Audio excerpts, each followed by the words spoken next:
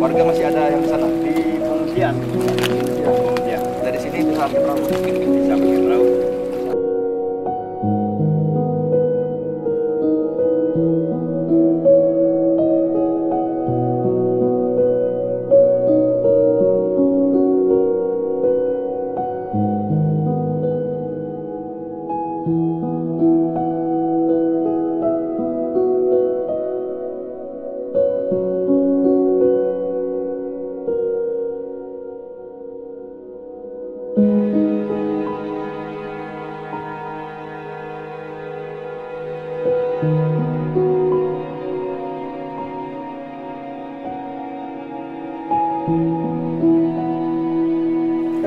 Maka kampung kami di sini, 4 kampung sini, jadi tidak bisa keluar.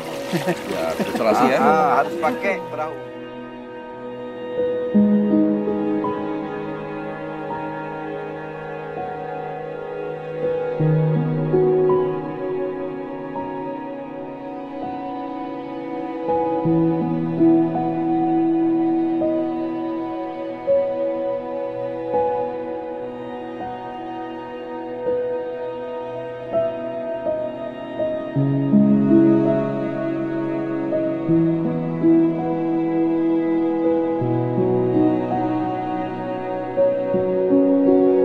Alhamdulillah, terima kasih banyak kepada Bapak Kapolri, Panglima TNI, Kapolda Aceh, Bapak Kapolres Aceh Utara, dan Bapak Kapolsek Kecamatan Madanguli, Bapak Kadis Sosial Aceh Utara.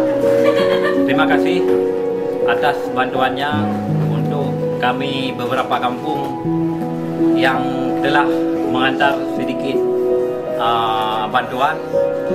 Semoga bantuan ini dapat kami terima dengan sepenuhnya untuk rakyat kami yang telah banjir lebih kurang 4 hari. Ya. Mungkin sedemikian atas dari kami warga Kampung Tanjung Haji Muda, Kampung Siren, Lawang, dan Munjebira. Mungkin sekian. Assalamualaikum warahmatullahi wabarakatuh.